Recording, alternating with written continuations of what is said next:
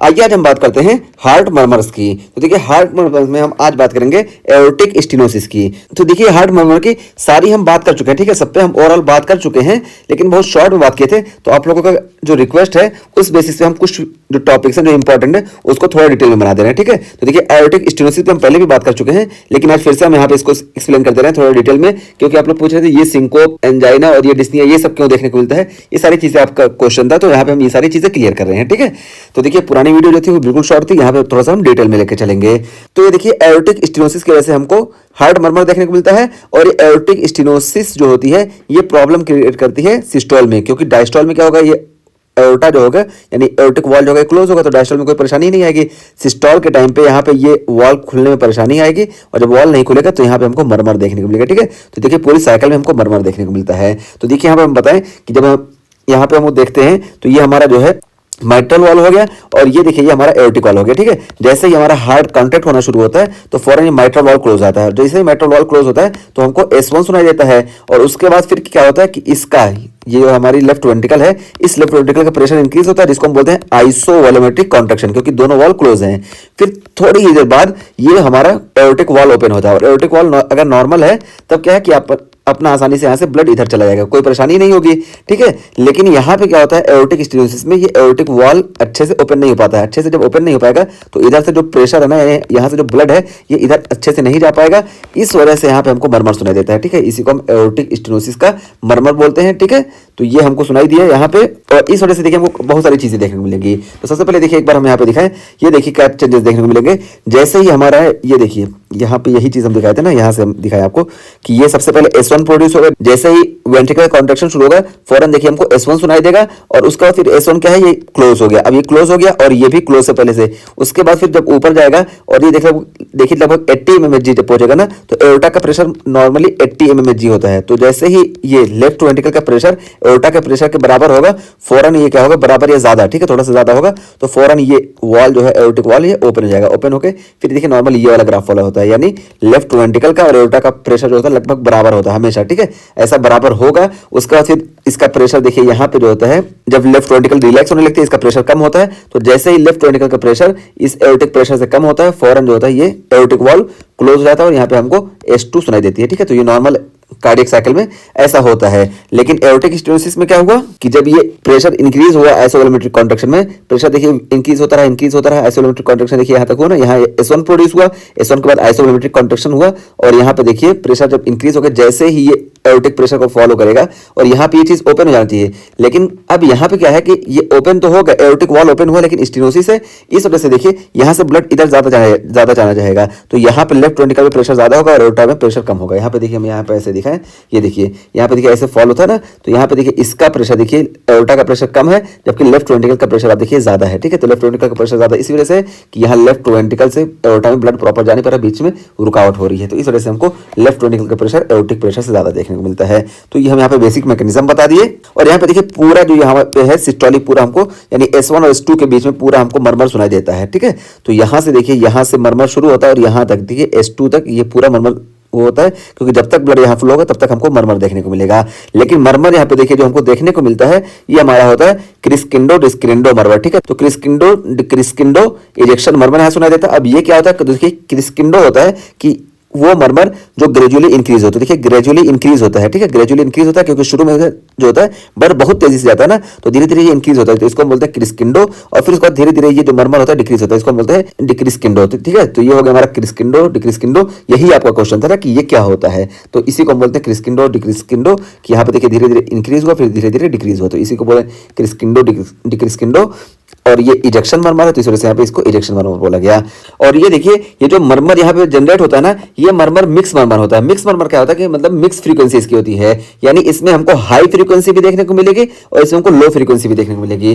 तो देखिए high frequency और लो फ्रीक्वेंसी का क्या मतलब है कि ये देखिए जब हम हार्ट बेस पे इसको अस्कल्टेट करेंगे ना, तो हार्ट बेस पे हमको लो फ्रीक्वेंसी का सुनाई देगा। यानी लो फ्रीक्वेंसी का मतलब क्या होता है कि लाउडेस्ट। ठीक है, तो ये हार्ट बेस क्या होता है पहले हम यहाँ पे ये बताएं। तो ये देखिए हार्ट में जो होता है ये वाला हिस्सा जो होता है इसको एपेक्स बोलते हैं। ठीक है, देखिए माइट्रल एरिया वाला हिस्सा जो होता है, ये हम पीछे अस्कल्टेशन ऑफ द हार्ट वाले टॉपिक में बता के आए हैं कि माइट्रल एरिया जो होता है इसको हम एपेक्स बोलते हैं, और ये वाला हिस्सा जो होता है जिसको हम एओर्टिक एरिया बोलते हैं, यहीं पे हमारा ये जो होता है इसको हम बेस बोलते हैं। तो ठीक है, तो बेस पे ही हमको लाउड सुनाई देता है, यानी जो लो फ्रीक्वेंसी होती है ये बेस पे सुनाई देती है। ठीक है, तो यहाँ पे ये चीज हम बताएं कि मिक्स फ्रीक्वेंसी का होता है और ये लाउडेस्ट एट हार्ट बेस। तो हार्ट बेस जिसको हम एओर्टिक एरिया बोलते हैं ना, तो एओर्टिक एरिया पे हमको लाउडेस्ट सुनाई देता है, यानी लो फ्रीक्वेंसी वाला यहाँ पे होता है, और रेडिएट टू कैरोटिड, तो कैरोटिड पे रेडिएट होगा ना। तो देखिए बेस जो होती है यहाँ पे दिखाए हम, तो बेस देखिए ये है ना, ये बेस है। तो देखिए बेस से जो है ये देखिए कैरोटिड पे देखिए ये रेडिएट हो रहा है। ठीक है, तो देखिए यहाँ पे भी हम पीछे बता के आए हैं कि एओर्टिक एरिया में हमको एओर्टिक स्टेनोसिस की आवाज सुनाई देती है और ये कैरोटिड में रेडिएट होता है, यहाँ पे ये बताया गया।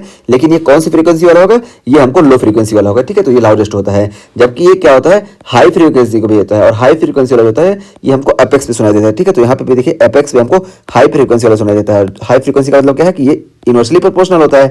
तो हाई फ्रीक्वेंसी वाला जो होगा ये सॉफ्ट ब्लोइंग होगा। ठीक है, सॉफ्ट ब्लोइंग होता है, या इसी को हम म्यूजिकल भी बोलते हैं। ठीक है, तो ये हाई फ्रीक्वेंसी वाला सॉफ्ट ब्लोइंग या म्यूजिकल होता है, और ये जो पूरा फिनोमिनन होता है ना, इसी को हम बोलते हैं गल्ला वर्डिन फिनोमिनन। ठीक है, तो हमारा गल्ला वर्डिन फिनोमिनन हो गया। तो यहाँ पे हम बता दिए कि यहाँ पे एओर्टिक स्टेनोसिस में जो मरमर प्रोड्यूस होता है ये हमारा मिक्स फ्रीक्वेंसी का होता है, यानी ये लो फ्रीक्वेंसी और हाई फ्रीक्वेंसी वाला भी होगा। लो फ्रीक्वेंसी वाला ये हमको हार्ट बेस पे सुनाई देता है और ये रेडिएट होता है कैरोटिड में, जबकि हाई फ्रीक्वेंसी वाला जो होता है ये एपेक्स सुनाई देता है और इसको हम गल्ला वर्डिन फिनोमिनन बोलते हैं। तो ये चीज हो गई, यहाँ पे हम मरमर की पूरी बता दिए। और मरमर देखिए हमको यहाँ पे जो देखने को मिलता है क्रिस्किंडो मरमर होता है, और देखिए यहाँ पे हमको सॉफ्ट S2 सुनाई देता है। S2 देखिए, ये देखिए S2 देखिए S1 के मुकाबले कितना छोटा है। ठीक है, तो सॉफ्ट S2 सुनाई देता है। और सॉफ्ट S2 क्यों सुनाई देता है ना, क्योंकि यहाँ से जो ब्लॉकेज है ना, ये जो ब्लॉकेज मींस स्टेनोसिस की वजह से जो ब्लॉकेज है यानी बराबर जा नहीं पा रहा है, तो इस वजह से यहाँ पे इसको बंद होने में ना पहले से अच्छे से खुला ही नहीं, तो जब अच्छे से खुला नहीं तो बंद होने में कहाँ ज्यादा आवाज आएगी, इस वजह से सॉफ्ट S2 होता है। ठीक है, तो सॉफ्ट S2 यहाँ पे हमको सुनाई देगा।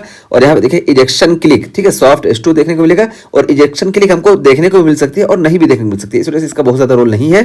ठीक है, इस पे हमको नहीं कंफ्यूज होना है। और यहाँ पे देखिए हमको पल्सस पार्वस एट टार्डस देखने को मिलता है। तो पल्सस पार्वस एट टार्डस क्या होता है, तो हमको पल्स जो होता है ना, पल्स जिसको हम फील करते हैं, ठीक है, पल्स जो हम फील करते हैं जिससे हम हार्ट रेट का पता लगाते हैं, उसी की बात यहाँ पे की जा रही है।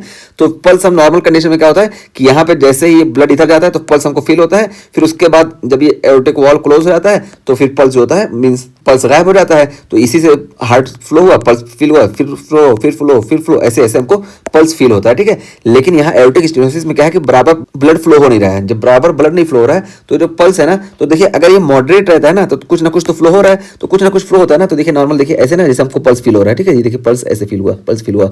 लेकिन अगर मॉडरेट हमको एओर्टिक स्टेनोसिस देखने को मिला है तो इसमें पल्स होता है, देखिए डिले हो जाता है। ठीक है, तो डिले होता है यानी थोड़ा सा ब्लड निकला और थोड़ी देर बाद हमको फील होता है, तो थोड़ा सा पल्स में डिले होता है, इसको हम बोलते हैं पल्सस टार्डस। ठीक है, तो पल्सस टार्डस इसको बोलते हैं, टार्डस माने होता है थका हुआ। ठीक है, डिले जो होता है उसको हम, तो यहाँ पे देखिए शुरू में जब ये मॉडरेट वगैरह रहता है तो हमको पल्सस टार्डस देखने को मिलता है, थोड़ा सा डिले देखने को मिलता है।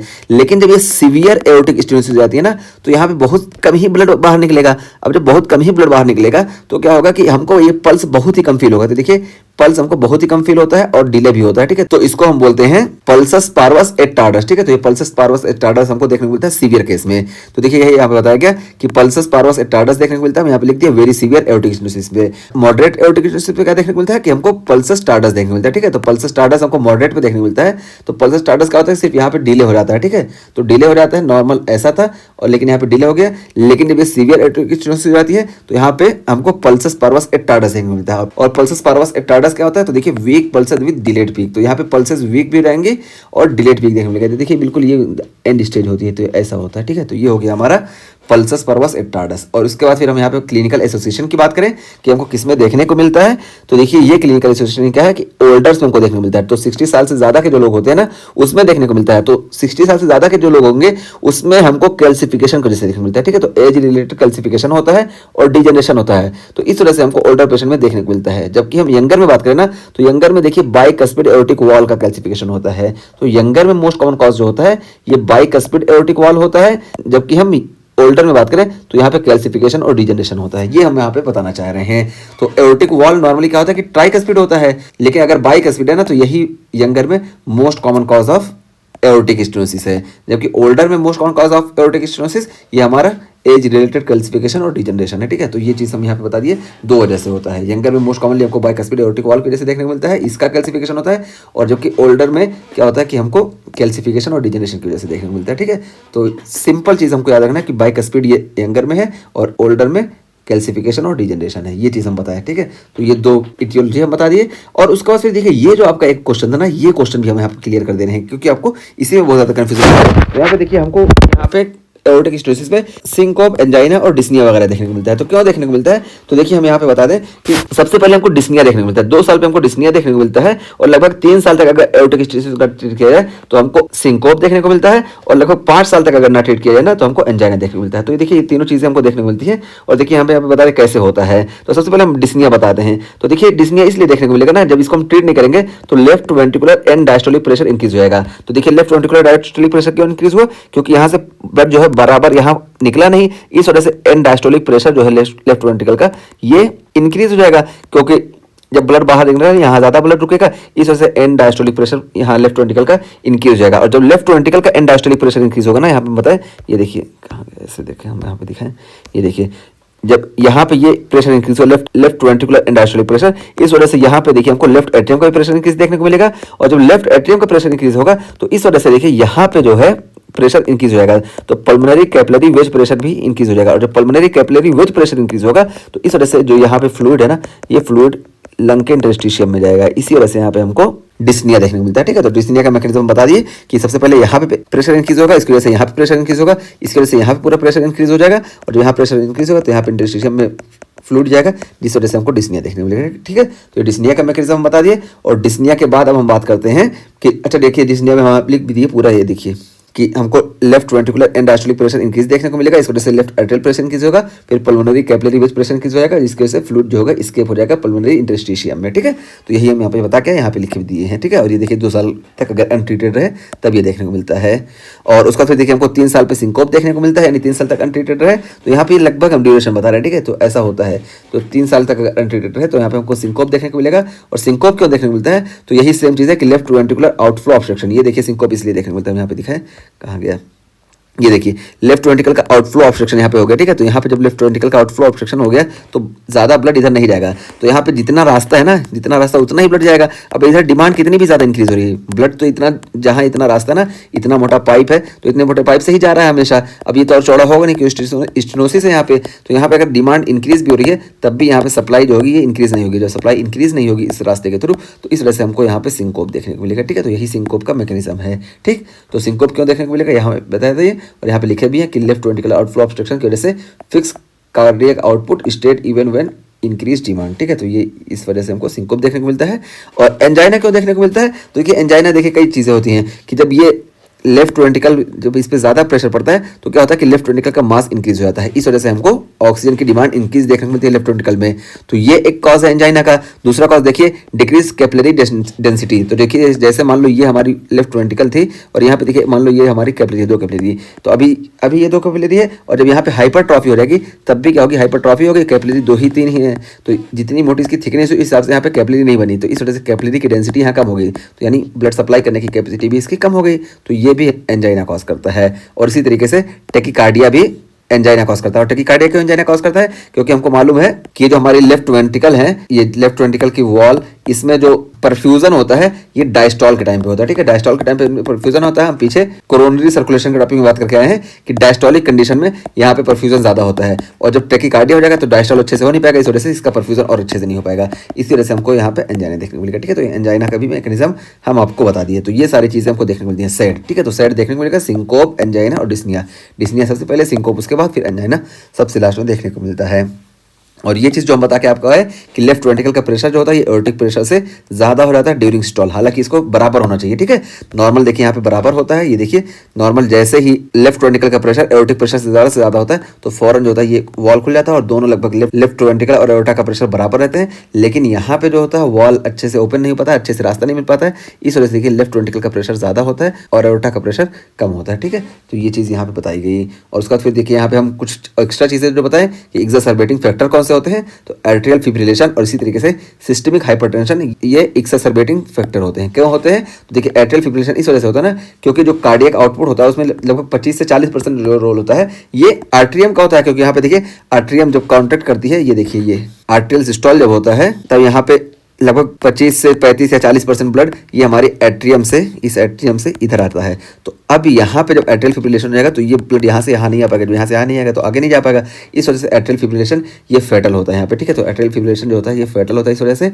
और इसी तरीके से सिस्टमिक हाइपरटेंशन जब हो जाएगा ना, तो सिस्टमिक हाइपरटेंशन इसलिए हार्मफुल है क्योंकि masking the severe aortic stenosis. तो देखिए सिस्टमिक हाइपरटेंशन जब हो जाएगा ना, तो यहाँ पे हम दिखाएं, यहाँ पे देखिए सिस्टमिक हाइपरटेंशन हो गया, इधर प्रेशर ज़्यादा हो गया, इधर जब प्रेशर ज़्यादा हो गया तो अब यहाँ पे भले ही सीवियर स्टेनोसिस है ना, तो इधर ब्लड जाने में देखिए यहाँ प्रेशर ज़्यादा है, इस वजह से ज़्यादा ग्रेडियंट नहीं बनेगा। ज़्यादा ग्रेडियंट नहीं बनेगा तो यहाँ पे ये जो ब्लॉकेज है ना पता ही नहीं चलेगा। जैसे आप एक पाइप है ना, तो देखिए यहाँ पे जैसे दबा हुआ पाइप, लेकिन अब आगे से आप रोक दो तो आपको कैसे पता चलेगा कि यहाँ से दबा है? आगे से जब ये पाइप खुला रहेगा, पूरा चीज़ आगे जाएगा, तभी तो आपको पता चलेगा अच्छा बीच में कहीं रुकावट है। जब आगे से आप इसको कहीं बंद ही कर दिए हो या आगे प्रेशर इतना बढ़ा दिए हो इस पाइप में, तो यहाँ पे जो ब्लॉकेज है पता ही नहीं चलेगा। तो इसी तरीके से क्या है कि हाइपरटेंशन जब होगा, सिस्टमिक हाइपरटेंशन, तो ये जो यहाँ पे सीवियर एओर्टिक स्टेनोसिस हुआ है इसको मास्क कर देता है, जो कि बहुत ही हार्मफुल होता है, बहुत ही फेटल होता है। तो ये हम बताएं दो एक्सासर्बेटिंग फैक्टर, ठीक है। तो दो एक्सासर्बेटिंग फैक्टर होते हैं जो बहुत ही हार्मफुल होते हैं, इसको कंट्रोल करना बहुत ही ज़रूरी होता है।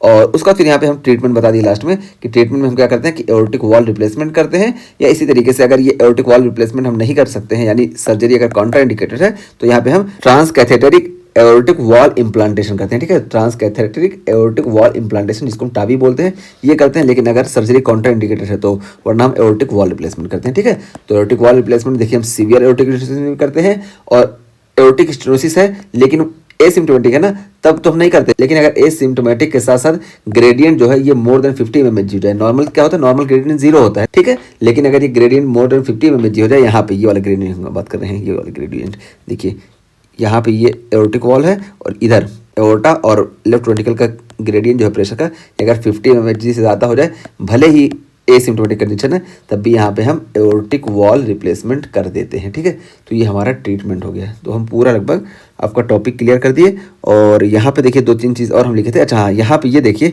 ये एक चीज़ है कि एओर्टिक स्टेसिस को हम सीवियर कब बोलते हैं? तो देखिए सीवियर हम तब बोलते हैं तो यहाँ पे हमारा 44-1 रूल फॉलो होता है। तो देखिए ये मेन ट्रांसवैल्यूलर प्रेशर ग्रेडियंट जो होता है ये 40 mmHg से ज़्यादा हो जाए तो इसको हम सीवियर एओर्टिक स्टेसिस बोलते हैं। यानी ये देखिए ये ट्रांसवैल्यूलर, यानी यहाँ पे जो ट्रांसवैल्यूलर जो ये वॉल है इसके आसपास, यानी एओर्टा और लेफ्ट वेंट्रिकल का प्रेशर ग्रेडियंट जो है ये 40 mmHg से ज़्यादा हो जाए तब इसको हम सीवियर बोलेंगे।